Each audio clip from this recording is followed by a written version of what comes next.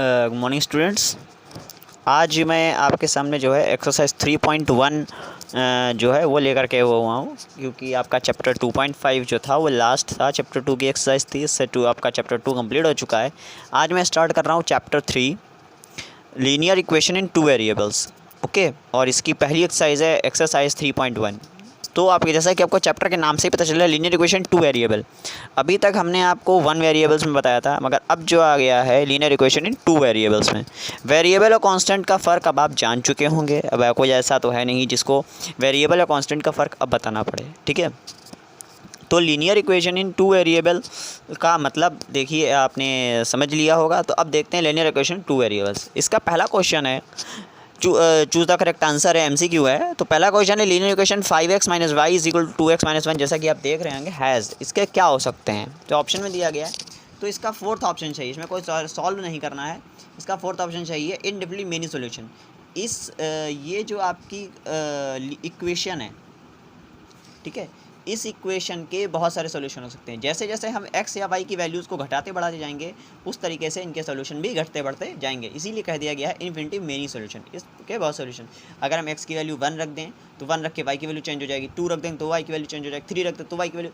तो इस तरीके से हम जितने x के सॉल्यूशन रखते जाएंगे, y की वैल्यू भी उतनी उतनी चेंज होती जाएगी, ठीक है। इसीलिए कहा जाएगा इनफाइनाइटली मेनी सॉल्यूशन, ठीक है। नेक्स्ट है 2, x = y, x = 5, y = -2 is the solution of linear equation. आपको कुछ लीनियर इक्वेशंस दी गई हैं ऑप्शंस में। आपको दिया गया है x = y और x = 5 और y = -2।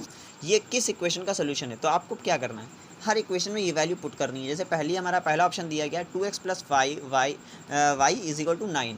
हमने वैल्यू पुट करी, put x = 5 and y = -2 in the equation. हमने इस इक्वेशन में वैल्यू पुट करी 2 × 5 + -2 = 9। हमारा आंसर सॉल्व करने के बाद आंसर आया 8 ≠ 9। मतलब ये जो सोल्यूशन है x = 5 है, ये इस इक्वेशन का सोल्यूशन नहीं है, इसलिए लिख दिया हमने, hence it is not the solution of this equation. फिर ऑप्शन 2 में हमने यही प्रोसेस करी। यहाँ भी हमारा -1 यहाँ हमने रखा, तो y x की जगह हो गया 5 और 3y मतलब 3 × -2 -1 -2 की 3 से मल्टीप्लाई करी -6 और 5 और प्लस माइनस की मल्टीप्लाई होगी, प्लस माइनस माइनस 5 - 6 = 1 और माइनस आ गया -1 ≠ 1। Hence it is not the solution of, ये भी इसका सोल्यूशन नहीं है, क्योंकि हमारा LHS RHS के इक्वल नहीं हो रहा है। जब हमारा LHS RHS तीसरा ऑप्शन 2x - y = 12, फिर वही हमने काम किया 2 × 5 -2 = 12। अब यहाँ पे ये नहीं है कि माइनस है तो हम तो खाली 2 रख दें, नहीं, माइनस है मगर -2 को रखेंगे तो ब्रैकेट में करके रखेंगे, ठीक है। और माइनस माइनस की मल्टीप्लाई हो गया प्लस 10 + 2 = 12 और 12 = 12, इसलिए दोनों हमारा ये जो था ये LHS RHS बराबर हो गया। That means hence it is the solution of this equation. तो हमारा जो C ऑप्शन है सही आ गया। अब हमें D ऑप्शन लगाने की ज़रूरत नहीं है, ठीक है। क्वेश्चन नंबर 3 है, वेरी शॉर्ट आंसर टाइप है। इसमें कहा गया which are the following statement is true and y 4x + 3y = has, ठीक है। कहा गया है कि इसके कौन सा सोल्यूशन सही है। इसके 4 ऑप्शन दिए गए हैं और रीज़न के साथ। जैसे अपने MCQs में आपने खाली ऑप्शन चेंज कर दिया, इसमें ऑप्शन आपको लिखना पड़ेगा। तो इसका हमने फोर्थ ऑप्शन जो है इसका किसी भी, देखो आप जो उसमें क्वेश्चन दिया गया 4x + 3y = 15, इसका जो है क्या कहा गया, इन्फिनिटी मेनी सॉल्यूशन। किसी भी लीनियर इक्वेशन के, चाहे वो 2 वेरिएबल में चाहे 1 वेरिएबल में, उसके जितने भी उसके सॉल्यूशन हैं वो इन्फिनिटिव हो सकते हैं। हम जैसे जैसे एक वेरिएबल की वैल्यू लिखते जाएंगे, वैसे वैसे ही दूसरे वेरिएबल की वैल्यू घटती या बढ़ती जाएगी। इसीलिए हमने इसका फोर्थ ऑप्शन लिया। इसमें भी फोर्थ ऑप्शन ये है कि infinitive many solutions. It has infinitive many solution because putting different values of x we get different values of y। कि हम जितनी x की डिफरेंट वैल्यूज़ रखते रहेंगे, y की भी वैल्यूज़ उतनी उतनी चेंज होती रहेगी, ठीक है। इसलिए हमने इसका फोर्थ ऑप्शन लिख दिया। फर्स्ट सेकंड यूनिक सोल्यूशन हो नहीं सकता। कोई भी ऐसे लीनियर इक्वेशन है जिसका यूनिक सोल्यूशन हो। सेकंड ऑप्शन है ओनली 2 सॉल्यूशंस, 2 सॉल्यूशन नहीं हो सकते हैं। अगर हमने 1 वैल्यू रखती है x की, अगर हमने किसी इक्वेशन में x = 1 रखा, 2 रखा, 3 रखा, तो उसके सोल्यूशन बढ़ते जाएंगे, ठीक है। नो सोल्यूशन, कोई सोल्यूशन नहीं हो सकता। ऐसी कोई इक्वेशन नहीं जिसका सोल्यूशन ना हो, ठीक है। और इन्फिनिटिव मेनी सॉल्यूशन, बहुत सारे सॉल्यूशन हो सकते हैं। जैसे जैसे हम x की वैल्यू रखेंगे, लिखा दिया गया putting different values of x, जितनी वैल्यूज़ हम x की रखेंगे we get different values of y, उतनी ही डिफरेंट हमें y की वैल्यूज़ मिलती रहेंगी, ठीक है। उसके बाद फोर्थ है हमें हर उसके 5 सोल्यूशन दिखाने हैं, हर इक्वेशन के 5 सोल्यूशन देने हैं, क्योंकि हर इक्वेशन के डिफरेंट सोल्यूशन इनडिफिनिट सोल्यूशन हो सकते हैं, मगर हमें सिर्फ 5 ढूंढने हैं। तो हमारी डिजिट 0 से शुरू होती है, हर डिजिट 0 शुरू होती है, इसलिए हम वैल्यू भी 0 से ही पुट करना शुरू करते हैं। इसमें हमारे 2 वेरिएबल हैं x और y, मतलब एक की वैल्यू रख के हम दूसरे की वैल्यू निकाल सकते हैं। इसलिए put x is equal to 0, हमारी डिजिट 0 शुरू होती है, हम y भी हो सकते हैं, y इज इक्वल टू 0, तो y से x की निकालना है, मगर हम x से y की निकालना ज़्यादा बेटर समझते हैं। So put x is equal to 0, पहली हमारी जो हमने 5th वाला इसका लिया है, ठीक है। फर्स्ट सेकंड हमने फर्स्ट सेकंड थर्ड फोर्थ छोड़ दिया क्योंकि वो ईजी थे। 5th वाला जो मैं थोड़ा हार्ड लगा वो हमने लिया है 13x minus 12y is equal to 25। तो हमने यहाँ पे x इज इक्वल टू 0 किया, देन क्या किया, इस इक्वेशन में हमने x की जगह पे 0 रख दिया, तो ये बन गई 13 मल्टीप्लाई x था तो 13 multiply 0 minus 12y is equal to 25। 0 से किसी की मल्टीप्लाई डिवाइड कर तो आंसर 0 हो जाता है, minus 12y is equal to 25। अब 0 तो मतलब कुछ है ही नहीं वहाँ पे, 0 मतलब ख़त्म, माइनस 12 इज इक्वल टू 25, और y माइनस 12 उधर ट्रांसफर हो गया, माइनस 25 अपॉन 12। तो x 0 के लिए y की वैल्यू क्या है, माइनस 25 अपॉन 12। फिर हमने एक सोल्यूशन हमें आ गया, निकालने कितने हैं 5 सोल्यूशन, ठीक है। अब x is equal to 1, x is equal to 1 ऐसे ही ये करेंगे, 0 की जगह पे क्या करेंगे 1 रख देंगे, माइनस 12 उसी तरीके से किया, 13 बन जा 13 आ गया, माइनस 12 माइनस, अब ये 13 प्लस का था, इसको ट्रांसफर करेंगे, ये हो गया minus 13, 25 minus 13 is equal to 12, और y हमने इधर रखा, माइनस 12 इधर गया, माइनस 12 इधर गया तो माइनस 12, और 12 कट हो गया, आ गया माइनस का 1, माइनस के साइन को नहीं भूलेंगे, माइनस का 12 इधर है, माइनस का साइन नहीं भूलेंगे। फिर x की वैल्यू x में लिए रखा 2, माइनस 2 नहीं है 2 है, ठीक है, 2 रख दिया, 13 multiply 2 minus 12y is equal to 25, ठीक है। तो 13 to 26 माइनस 12y 25, और 26 इधर गया है तो 25 में से 26 गया, मतलब माइनस 26 बड़ा है तो माइनस 1 आएगा आंसर इसका, क्योंकि माइनस 26 बड़ा है, और माइनस माइनस दोनों तरफ से, इसलिए माइनस माइनस कैंसिल हो गए, जैसे कि आप देख रहे हैं कट है यहाँ पे, माइनस माइनस कैंसिल हो गए, तो y is equal to 12 multiply में था, इधर आ गया डिवाइड में, तो y is equal to 1 upon 12,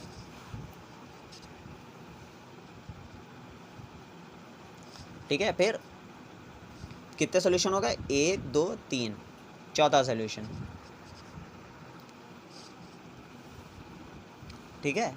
चौथा सोल्यूशन 25 अपॉन 13 का हमने लिया है, 25 अपॉन 13 एक यूनिक सोल्यूशन है, वो हमने इसलिए लिया है, ताकि लास्ट में जो 12 आता है वो इससे डिवाइड हो जाएगा, कट हो जाएगा, इसलिए हमने इसको यूनिक सोल्यूशन लिया है, ठीक है। तो हमने x की जगह पे 25 अपन 13 रखा, 13 कट हो गया, 25 यहाँ पर रिमाइंडर बचा, 25 minus 12y is equal to, अब 25 जब इधर जाए तो ये माइनस के 25 में से 25 माइनस हो गया 0, 12 आ गया डिवाइड में, और 0 से कोई भी चीज़ डिवाइड में मल्टीप्लाई करो तो आंसर 0, y की वैल्यू 0 आ गई। ऐसे यूनिक सॉल्यूशंस हम ले सकते हैं जब हमें मालूम है कि हमें यहाँ पे रखने वाली चीज़ जो है हमारी वो फ्रैक्शनल कट जाएगी, ठीक है। अगर कोई चीज़ मल्टीप्लाई में है हमें मालूम है, तो हम उसी के फ्रैक्शन में कोई भी चीज़ ऊपर की डिजिट को ऐसी ले सकते हैं जो इधर भी हमें उस काम चल जाए, हमारे LHS में भी काम चला दे, और हमारे RHS में भी हमारा सोल्यूशन आ जाए।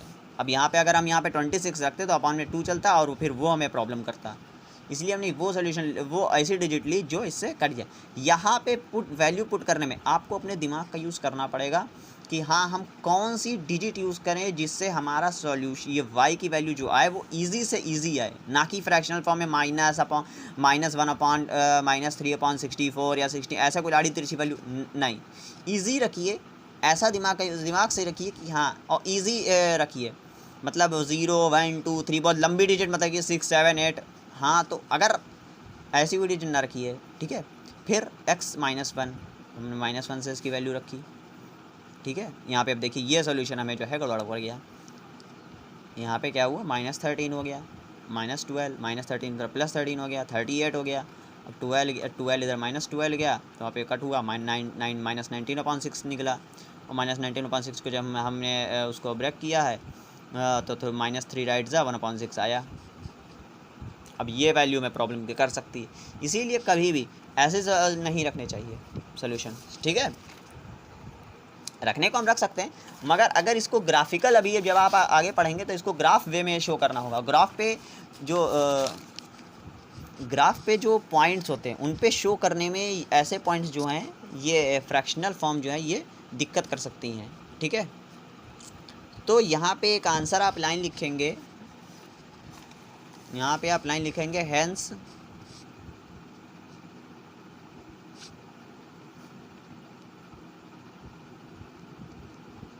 फाइव सॉल्यूशन ऑफ दिस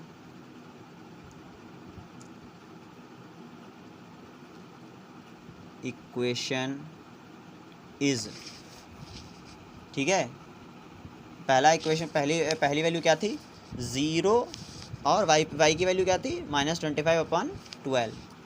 तो ऐसे लिखेंगे 0, -25/12 पहली वैल्यू, फिर कॉमा लगाएंगे, फिर उसमें पहले x की वैल्यू फिर y की वैल्यू, 1 के साथ y की वैल्यू क्या थी -1, 1, -1। इसी तरीके से स्ट्रक्चर लगा के लिख देंगे 1 2 3 4। मैंने यहाँ पे जगह नहीं है, इसीलिए ऐसे ही लेकर के आप इसके पूरा आंसर लिखेंगे, ठीक है। 5 सॉल्यूशन 6 सॉल्यूशन जितने कह देगा। अगला क्वेश्चन है 5th वाला।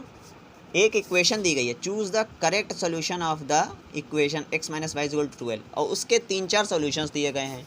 पहला है 4,3, पहला है 4,3।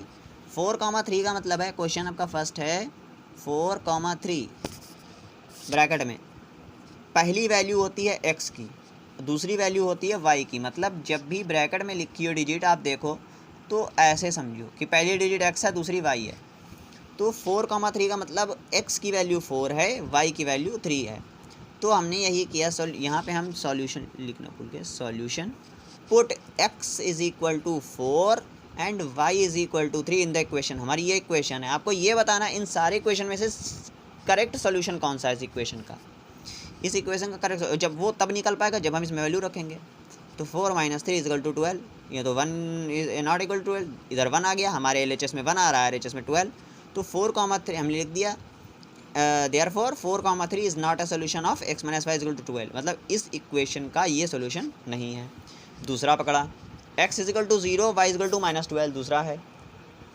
तो उसमें क्या किया x 0 y एंड y -12 और लैंग्वेज ज़रूर लिखेंगे। और हाँ, अपनी बुद्धि की लैंग्वेज लिखने की किसी की ज़रूरत नहीं है। जो लैंग्वेज जैसे मैंने लिखी है सेम वैसे ही लैंग्वेज अदर्स क्वेश्चन में, उस किसी एक के अदर्स क्वेश्चन में वैसी ही लैंग्वेज लिखना। अपनी बुद्धि मत घुसड़ा करो कहीं भी कोई लोग, ठीक है। अपना माइंड मत लगाया करो, इतना है नहीं अभी। 0 माइनस हमारी इक्वेशन है x - y, x की वैल्यू 0, माइनस लगा दिया, y की जगह पे है -12, तो -12 माइनस, ये माइनस पहला वाला माइनस है, ये है इक्वेशन का माइनस, और ये -12 हमारी वैल्यू का -12 है, = 12। और यहाँ पे 0 माइनस माइनस होगा प्लस, 0 + 12, 12 में 0 प्लस हुआ तो 12, 12 = 12। ये हमारी इस इक्वेशन का सोल्यूशन मिल गया, ठीक है। उसके बाद देखिए क्वेश्चन 3rd, x की वैल्यू 12 है, y की वैल्यू 0, ये रख के हमें निकालना है। तो x की वैल्यू 12, y की वैल्यू 0, 12 - 0 12, ये भी इसका सोल्यूशन बन जाएगा। फिर x √24 और y -√12, ठीक है। √24 माइनस √12 = 12। 24 को ब्रेक किया 2 √6 में, ठीक है। 12 इसका जब हम LCM लेंगे 24 का तो फ्रैक्शनल फॉर्म जो बनेगी, देखिए 24 यहाँ 24 था, 24 का LCM ले लिया। 24 का LCM लेने पे पेयर किसका बन गया, पेयर बन गया है, पेयर बन गया 20। देखिए पेयर इसका बन गया 2 का, एक पेयर बन गया, हर पेयर से एक डिजिट। इनका पेयर नहीं बनेगा क्योंकि ये 2 है और ये 3 है, तो 2 3 ज़ा 6, इसलिए इनका पेयर बन गया। ये 2 बाहर आ गया, अंडर रूट में क्या रह गया 2 3 ज़ा 6। इस तरीके से ये √24 को चेंज कर दिया गया 2 √6 में। ऐसे ही √12 का, √12 का क्या था, √2 × 2 × 3, 2 2 ज़ा 4 और 4 3 ज़ा 12। इसका बन गया पेयर, मतलब ये आ गया बाहर, तो ये हो जाएगा 2, अंडर रूट के अंदर क्या बचा 3, तो 2 √3। इससे यहाँ पे 2 √6 और -2 √3 आ गया, ठीक। इजिकल टू 12 और 2√6 माइनस माइनस हो गया प्लस 2√3। ये ऐड नहीं होंगे और यहाँ ये ऐड नहीं हो सकते, क्योंकि अगर यहाँ पे अगर ये दोनों अंडर रूट के ये सेम होते तो हम इनको ऐड कर सकते थे, बट ये ऐड नहीं हो सकते। ठीक है, इसलिए ये इसके इक्वल नहीं है। Hence under root 24 minus under root 12 is not the solution of equation x minus Y equal to 12। ठीक है, ये हो गया। अब बात करते हैं क्वेश्चन नंबर 6 की। क्वेश्चन नंबर 6 में एक इक्वेशन दी गई है 3x + 4y इक्वल टू ए की वैल्यू निकालनी है आपको। इसमें ये जो हमारा a है ये वेरिएबल नहीं है, यहाँ पे ये एक अननोन डिजिट है। ये एक अननोन डिजिट है कि हमें इसकी वैल्यू निकालनी है। जहाँ और वहाँ पे हमें क्वेश्चन में x की वैल्यू दी गई where x equal to 2 and y equal to 1। मतलब हमारा क्वेश्चन ये है कि find the value of a from the equation 3x + 4y equal to a if its one solution is x equal to 2 y equal to 1। हमें इसका solution दिया गया है कि x y equal to 2 y equal to 1 इसका solution है। तो हम क्या करेंगे, इस इक्वेशन में इसकी वैल्यू पुट कर देंगे। Put x equal to 2 and y equal to 1 in the equation. हमने इस इक्वेशन में इसकी वैल्यू पुट करी तो 3x मतलब 3 × 2 plus 4y 4 × 1 equal to a 6 + 4 equal to a। तो 6 4 10, a की वैल्यू कितनी आई 10, a की वैल्यू आ गई। ठीक है, ये आपकी एक्सरसाइज 3.1 कंप्लीट हो गई।